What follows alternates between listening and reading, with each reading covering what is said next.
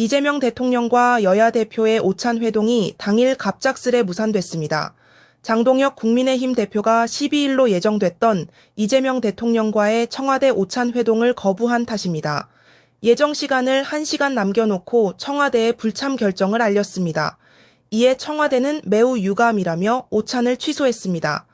정청래 민주당 대표는 결례 경악 노답이라며 장 대표의 불참에 날선 반응을 보였습니다. 사실상 사심제로 불리는 재판소원 허용법과 대법관 증언법 등이 민주당 주도로 국회 법제사법위원회를 통과한 데 대해 야당이 반발한 결과입니다. 이에 설 연휴 앞 이재명 대통령의 협치 노력을 정치권 내 강경파가 걷어찼다는 지적이 나옵니다. 여당 내 강경파가 재판소원법 강행 처리로 명분을 제공했고 야당 내 강경파가 거친 언어로 사실상 협치의 자리를 무산시켰습니다. 뉴스토마토 이효진입니다. 이재명 대통령과 여야 당대표가 함께하는 3자 회동이 장동혁 국민의힘 대표의 갑작스러운 불참 통보로 무산되었습니다. 윤석열 집권 시절에는 제1야당 대표를 패싱하더니 이제는 대통령이 제1야당 대표와 만나겠다고 해도 야당 대표가 걷어차는 자기 모순이 펼쳐졌습니다. 국민은 안중에 없다는 제1야당의 무책임에 대한 답은 결국 선거를 통한 심판밖에 없어 보입니다. 관련해서 두 분과 얘기 나눠보겠습니다. 김상일 시사평론가 그리고 자철우 뉴스토마토 기자 자리했습니다. 안녕하세요. 안녕하십니까. 네, 안녕하세요. 먼저 어떻게 전개됐는지 관련 영상 잠시 본 뒤 이야기 이어나가겠습니다. 단독 영수회담이 이루어지지 않은 것은 아쉽지만 대통령께 제가 만난 민심을 생생하게 전달하려고 합니다. 내부 문제가 심각해지니까 자기네들 아름다운 화면 찍기 위해서 야당 대표 불러서 화면 만들겠다고요. 계산된 청와대 오찬에 국민의힘 우리 당 대표가 참석하는 것은 저도 적절하지 않다고. 한 손으로는 등기에 칼을 숨기고 한 손으로 악수를 청하는 것에 대해서 응할 수는 없는 노릇입니다. 청와대 오찬을 요청한 것도 국힘 본인들이고 이 무슨 결례인가. 이번 회동은 국정 현안에 대한 소통과 협치를 위한 자리였습니다. 그러한 취지를 살릴 수 있는 기회를 놓쳤다는 것에 깊은 아쉬움을 전합니다. 이 짧은 영상에서도 오락가락하는 모습이 명확하게 보입니다. 그렇죠. 어떻게 전개된 겁니까? 글쎄요, 이제 장동혁 대표가 제가 볼 때는 자기 게임을 못하는 선수 같아요. 네네. 우리가 어제 굉장히 그 눈물이 날 정도의 감동적인 장면을 우리가 봤죠. 최가훈 선수의 네네. 쓰러지고 난 다음에 다시 일어나서 네네. 하는. 그리고 금메달을 우리 전 국민에게 안기는데 그냥 금메달이 아니라 그 안에 이제 서사가 있어요. 그게 뭐냐면 쓰러지기도 하고 일어서기도 하고 자기 게임을 하면서 네네. 국민들이 최가훈 선수의 모습, 서사를 그대로 공감하기도 하고 자기를 거기에 이제 대입시키기도 하고 하면서 감동을 느끼는 거거든요. 그러니까 장동혁 대표도 그렇게 정치를 하면 국민들이 장동혁 자체를 놓고 쓰러지는 모습, 일어나는 모습 이런 걸 보면서 감동도 느끼고 하는 그런 정치를 해줘야 되는데 시류에 편승하는 남들이 뭐라 그러면 거기에 획가닥 그 귀가 네. 얇아가지고 자꾸 변모하는 그런 모습을 보였던 거 아닌가. 어제의 모습은 그런 생각이 들어서 굉장히 좀 끌려다니는 정치를 하고 있구나라는 것을 재확인한 게 하나 있고요. 두 번째는 정말 국민의힘이 전체적인 통찰력이 없구나. 네네. 왜냐하면 이게 제가 많이 말씀을 드리지만 이게 BC 분석이라고 네네네. 편익을 우리가 분석을 하잖아요. 네. 이게 베네핏이 큰가 코스트가 큰가 네. 이거를 생각을 해서 좀 차분하게 논의를 했다면 제가 볼 때는 대통령 오찬이 제가 볼 때는 편익이 훨씬 컸을 텐데. 저도 그렇게 생각합니다. 네. 역시 능력도 부족하고 시류에만 끌려다니다 보니 그러니까 바로 옆에서 시끄럽게 하면 그거에 그냥 끌려다니는 그런 정치를 하고 있구나라는 생각이 들었습니다. 장동혁 대표에 대한 기대감이 너무 컸던 것 같은데요.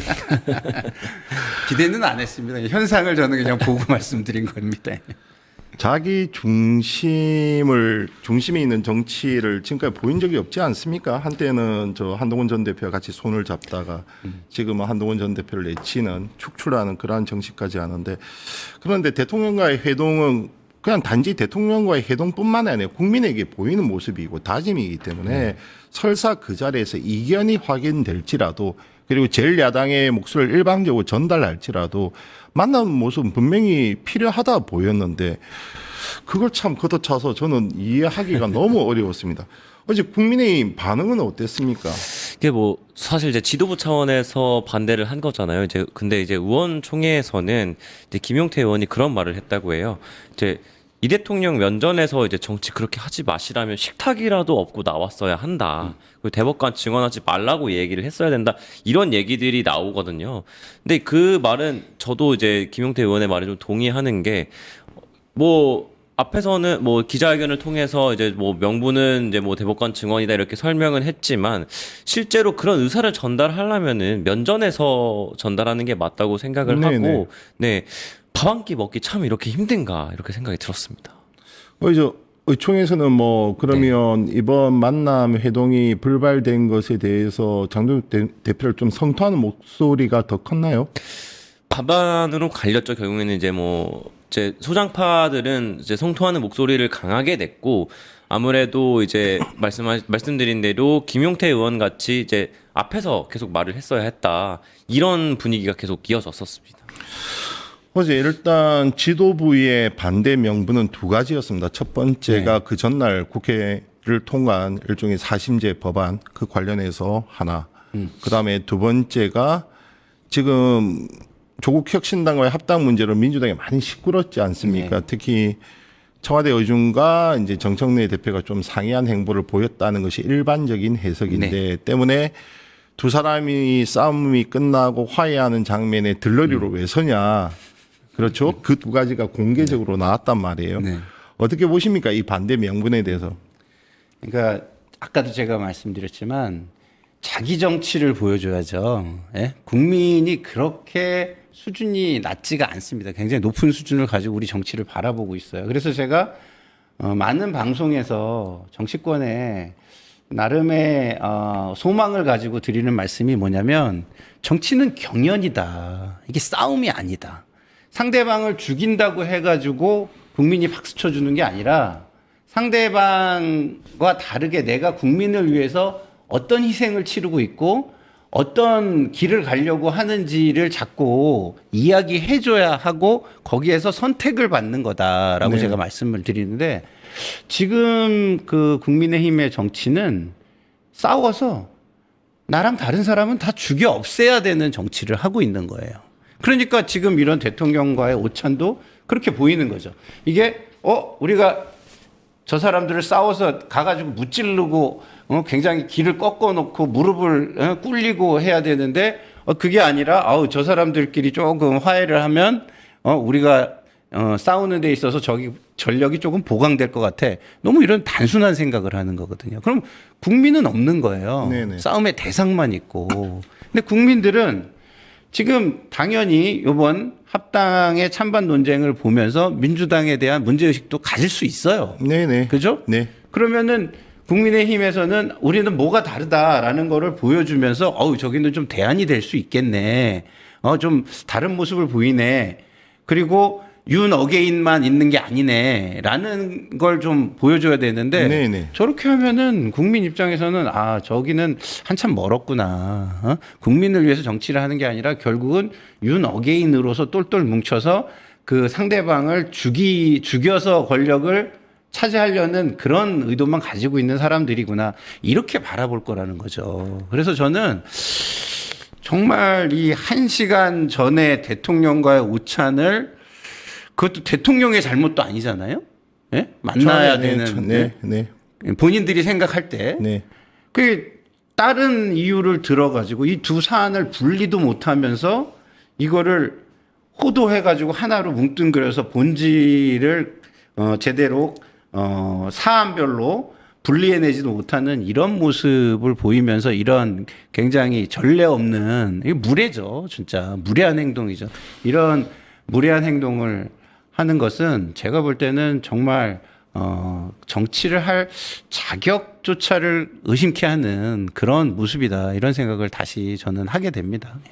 저는 뭐 대통령에 대한 무례보다 국민에 대한 무례라고 그건 무시죠. 예, 무례가 아니라. 예. 그렇게 생각을 하고 지난 윤석열 집권 시절을 보면 철저하게 제1당이자 야당 대표를 패싱을 했단 말이죠. 그렇죠. 그러다가 나중에 곤혹스러운 지경에 가니까 마지못해 당시 이재명 민주당 대표였죠. 마주했는데 이재명 저 기억합니다. 이재명 대표가 이 A4지를 그렇죠. 준비해 가서 네. 그 모두 발언에서 읽으면서 민심을 전달하고 야당 그렇죠. 목소리를 네. 냈단 말이죠. 네. 그러한 모습을 낼지라도 내야 되는데 그걸 했어야죠. 그렇지 않습니까? 이거 진짜 정말 차려진 밥상을 걷어찬 꼴인데 문제는 당장 이제 6월 지방선거가 다가온단 말이에요. 이러한 행동이 방금 지적하신 네. 것처럼 정말 대안 세력이 맞나? 야당이 맞나? 이런 의구심으로 가면 승부처로 보이는 수도권과 부산 이런 쪽에 대한 표심이 상당히 이반될 것 같은데 어떻게 보십니까? 그러니까 이게 제가 계속 드리는 말씀을 또 하게 돼서 죄송스럽긴 한데 이게 우리가 선수로 그 무대에 올라서 뛰려면 모두가 선수가 될 수는 있지만 자격을 갖춰야 선수가 또 되는 거예요. 근데 지금 국민의힘은 꽈락입니다. 꽈락. 그러니까 대안으로서 인정을 받기 위한 평가의 무대도 올라오기가 힘든 게 내란과의 어떤 동조, 이미지 이거를 털어내지를 못하고 있어요. 네네. 그러면 국민은 어떻게 생각하냐면 내란 동조 세력을 선택하면 내란에 대한 면죄부를 주는 거다라고 생각할 수밖에 없는 거거든요. 네네. 그러니까 제대로 따로 이걸 지금 뭐 그 국민의힘이 선거에 나와서 자기네 플랫폼으로 내세우는 거를 볼 수가 없어요. 그 이전에 자격을 보게 되는 거죠. 네네. 그렇기 때문에 저는 지금의 야당은 그거를 털어내지 못하면 아예 선수 자격조차를 국민이 인정해주지 않을 것이다 이렇게 생각하기 때문에 지금 하는 행동들이 다 번지수가 틀렸다라는 말씀에 적극적으로 동의하고 그리고 지금 그 번지수가 틀린 거 이전 것도 사실은 먼저 해결해야 되는 거에 대한 문제 의식조차도 지금 없다는 게 굉장히 심각한 문제다 이렇게 생각합니다. 차 기자 어제 국민의힘 안팎에서 이런 얘기가 돌았습니다. 그 지도부 최고위원들의 반발도 있었지만 네. 지금 사실상 국민의힘을 배후에서 조정한다고 의심받는 두 명이 있죠. 고성국 씨 그리고 전환길 씨. 이 두 명의 강한 반대와 비토가 장동혁 대표를 주저앉혔다. 이런 분석이 있었는데 실제 어땠습니까? 취재해 보셨나요? 네, 실제로 뭐 증거까지는 없으나 전환기 씨가 이제 유튜브에서 눈물을 흘리면서 반대를 하지 않았습니까? 근데 그런 점에서 볼 때는 그것도 좀 고려된 게 아닌가 싶고, 그 다음에 이제 뭐 고성국 TV에서 이제 장동혁 대표가 뭐 가는 거를 뭐 허락했다 이런 표현도 사용한 게 또 있었거든요. 그런 거 보면 상당히 고민을 한 거고 또 이제 현장에 있던 이야기들을 들어보면은 당대표 비서실에서 회의를 했는데 장 대표를 향해서 강하게 가지 말라는 일부 최고위원들의 목소리가 좀 들렸고요. 한 최고위원은 이제 사법부가 무너지는데 가서 뭐 하냐. 이제 겉으로는 이제 사법부 시스템 망가진다 이렇게 말한 것도 있었고 다만 저는 이제 그렇게 생각합니다. 네네. 장 대표가 청와대를 끌어들인 거죠. 사실 이제 여야의 협치 사항이지 않습니까? 민주당이 일방적으로 뭐 했다고 하더라도 혹시 그것은 이제 민주당과 했어야 되는 얘기고 청와대의 오차는 민생을 나누는 자리였지 않습니까? 별개 사안이란 말이에요. 스스로 소통 기회를 이제 걷어찼고 앞으로 실리도 없어지는 거 아닌가. 심지어 장 대표는 지난주에 영수회담을 단독으로 요청했잖아요. 네네. 그런 점에서 이 막후에서 좀 이제 영향력을 강하게 발휘하고 있는 전환기 씨와 고성국 씨의 좀 영향력이 크지 않을까 이렇게 생각합니다. 물론 뭐 이 같은 현상은 민주당 내에서도 뭐 벌어지고 있어서 좀 아프게 다가오시겠지만 네네네. 근데 국민의힘은 좀 너무 심한 것 같아요. 그러니까요. 그냥 오로지 그냥 저 고성국, 전환길 이 두 사람 목소리만 보고 듣고 또 그에 따라서 행하는 이 행태가 과연 공당이 맞는지까지의 의문이 들게 합니다. 공당이 아니니까 그런 모습을 전 보인다고 생각하고요. 자기 자리를 지키는데 급급하니까 그런 모습을 보인다고 봐요. 자기 자리에 이거를 흔들려 가지고 내가 이 자리에서 벗어나면은 큰일 난다 이 생각을 하지 않고 정말 국가와 국민과 나의 정치가 무엇인가를 생각한다면 지금 이 자리 정도는 얼마든지 희생을 할 수가 있어야 되거든요. 그러면 그런 희생을 보이면은요, 우리 국민들은요, 다시 이 바닷물이 소금물이잖아요, 사실. 네네. 그 부력이 굉장히 세요. 네. 그래서 몸을 던지면 다시 수면 위로 올려주고 그 모습이 다시 보일 때 국민들은 빠져 죽는 거 아니야? 라고 생각했는데 다시 물 위로 올라오는 모습을 보일 때 그것은 우리는 부활의 정치라고 그러고 감동의 정치라고 그러고 그것은 큰 정치라고 불릴 수가 있는 것이에요. 국민을 위한 정치라고 불릴 수 있고. 근데 지금의 모습처럼 자기의 자리만 급급한 모습으로 국민을 위한 정치를 무시하면 국민들은요, 피로감이 엄청나게 쌓입니다. 일부는 이해도 하겠죠. 예를 들어서 국회 운영 부분은 이렇게 하면 안 되는데 라고 할 수 있죠. 근데 우리 기자님이 잘 지적을 해 주셨듯이 이거는 국회 운영이 아니라 국정 운영에 대한 거를 이야기하고 네. 있는 거예요. 네. 야당은요, 국정 운영에 대해서 비판과 협치를 보여줘야 돼요. 네네. 그 비판도 득점이 될 만한 비판을 하면 되는 거죠. 예를 들어서 사법개혁의 속도가 너무 빠르다라고 한다면 대통령 앞에 가서 대통령님, 이거 이렇게 하시면 대통령님의 지금 경제 성과라든가 국정 운영의 성과는 다 가려지고 여야의 싸움만 국정의 어젠다는 사라지고 국회의 싸움에 해당하는 어젠다만 언론을 장식하게 됩니다. 이거 원하세요? 원하시지 않잖아요. 이런 얘기를 하면 오히려 국민들이 볼 때 그렇지라고 생각을 하면 그게 득점 포인트가 되고 네네. 국민의힘이 좀 약간 합리적이고 이성적인 생각을 할 줄 아네라는 인정을 하게 되는 포인트가 될 겁니다. 근데 그렇지 않고 조금 본인들한테 기분 나쁜 일이 생겼다고 해가지고 5살짜리, 3살짜리 어린애처럼 이게 뭐야 이렇게 하는 모습을 보인다면 국민들 입장에선 그 3살짜리 어린이에게 어떻게 총을 쥐어주겠습니까? 어디다 난사할지를 모르는데 저는 지금의 형국이 딱 이 모양이다라고 저는 생각합니다.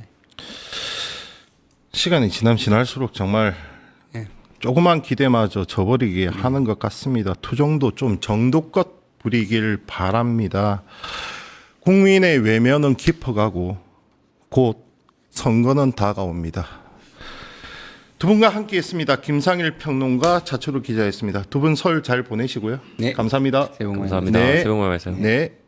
유튜브 구독하고 실시간 채팅과 댓글을 남기시면 매일매일 7,000TTCO를 드립니다. 참여 방법은 통통물 어플을 다운로드하고 회원가입과 로그인을 해주세요. 마이페이지에서 나의 회원 고유 번호를 복사해주세요. 유튜브 구독 후 실시간 채팅이나 댓글창에 고유 번호를 한 번만 입력하면 준비 끝! 지금 유튜브 채팅과 댓글 쓰기 참여하고 7,000TTCO 받아가세요.